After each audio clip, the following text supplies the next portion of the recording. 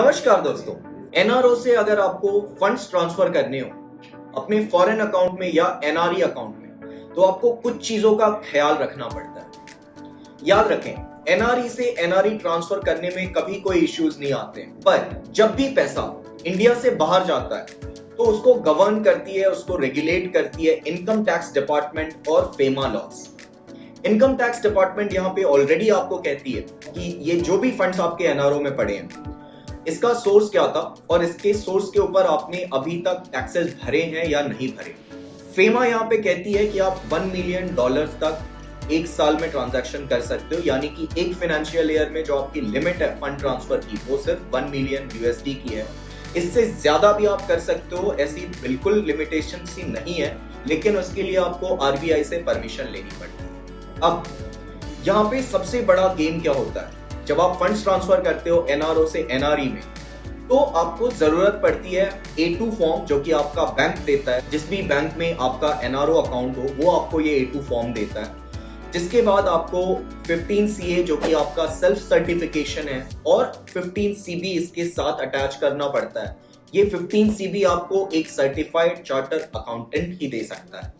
एक बार आपके पास ये सारे डॉक्यूमेंट्स आ जाते हैं, फिर आपको सबमिट करना पड़ता है आपके आरएम को। जिस भी बैंक में आपका एनआरओ अकाउंट है, उस बैंक के रिलेशनशिप मैनेजर को आपको ये डॉक्यूमेंट्स प्रोवाइड करने हैं। तो एक बार जब आप ये सारे डॉक्यूमेंट सबमिट करते हो आपके आरएम को, फिर जो काफी एक मेजर चीज है, जो मेजर सपोर्ट आपको चाहिए होता है, वो आपके आरएम से चाहिए होता है। तो अगर आपका आरएम सही है और वो अप्रूव कर देता है इस ट्रांजैक्शन को, तभी ये आगे प्रोसेस होता है और फिर ये बाकी आईटी डिपार्टमेंट और फेमा डिपार्टमेंट के रेगुलेशन के अंदर प्रोसेस किया जाता है। तो यहाँ पे सबसे पहले तो आप अश्योर हो जाओ कि जिस भी बैंक में आपका अकाउंट है उसका आरएम सपोर्टिव है आपके लिए या नहीं। अगर वो सपोर्टिव नहीं है तो फिर आपको फॉर श्योर इश्यूज आने वाले हैं। इसलिए इस ट्रांजैक्शन को करने से पहले आप अपने आरएम से एक बार जरूर बात करें। यहाँ पे एक और चीज आपको ध्यान रखनी है कि अगर आपके फंड्स के ऊपर टैक्सेस पे नहीं किए गए हैं तो वो रिपैट्रिएबल नहीं होता है। तो फिर वहां पे आपको सबसे पहले आईटीआर फाइल कर देना चाहिए, ताकि आपके पास एक डॉक्यूमेंट हो उसकी, जो कि आप अटैच कर सको कि टैक्सेस पे किए गए हैं इंडियन गवर्नमेंट को, इस टैक्स के ऊपर इनकम टैक्स डिपार्टमेंट को टैक्सेस पे किए गए हैं। तब जाकर आपको एक फ्री फ्लो मिलता है इस ट्रांजैक्शन को करने के लिए।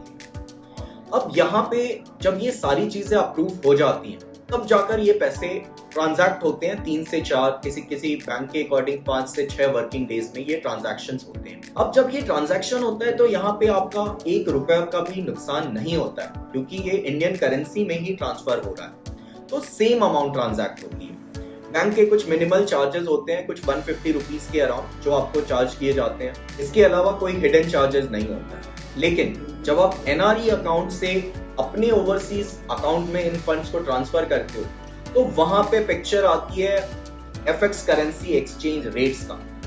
अब ये एफएक्स करेंसी जो है ये स्टैंडर्ड रेट्स हैं, हर रोज के रेट्स फ्लक्चुएट होते हैं। पर ओवरऑल अगर मैं आपको बताऊं तो एक इंडियन बैंक टिपिकली इस कन्वर्जन पे ₹1 के अराउंड कमाती है हर डॉलर पे। तो आइए हम कंसिडर करते हैं एक सिंपल सा एग्जाम्पल।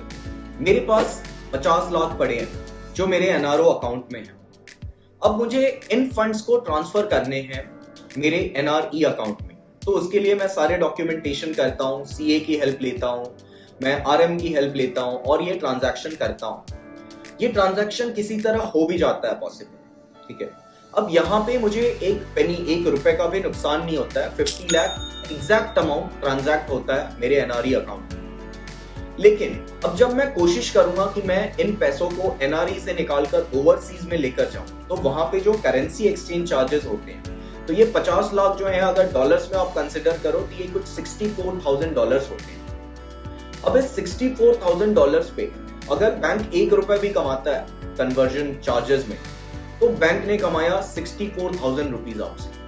आप चाहो तो आप इसे कम भी कर सकते हो। तो यहाँ पे आप ऐसा कर सकते हो कि आप 4-5 बैंक्स में इंक्वायरी कर सकते हो कि कौन से बैंक की करेंसी कन्वर्जन चार्जेस सबसे कम है। उन बैंक्स के साथ जा सकते हो।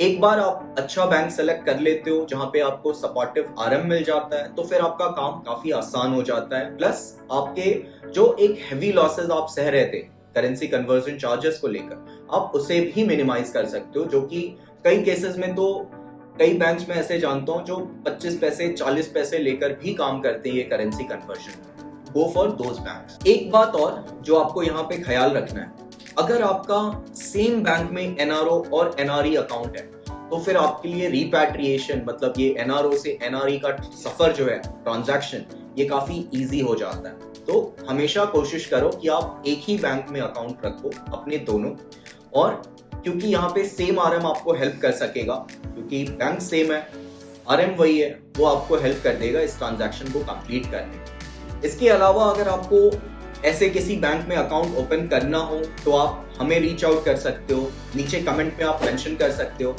हम उसका आंसर देंगे और हमारी तरफ से आपको कंप्लीट सपोर्ट मिलेगा। कि आप इस तरह के किसी भी प्रॉब्लम को लेकर सफर कर रहे हो, आपको इश्यूज आ रहे हैं बैंक्स के साथ या ट्रांजैक्शन के साथ या रिपैट्रिएशन के साथ, तो हम अपनी पूरी कोशिश करेंगे कि आपको हमारे सपोर्ट से आपका ट्रांजैक्शन कंप्लीट हो और आपके प्रॉब्लम्स सॉल्व हो जाए। आई होप आप सभी को ये वीडियो काफी इंफॉर्मेटिव लगा होगा।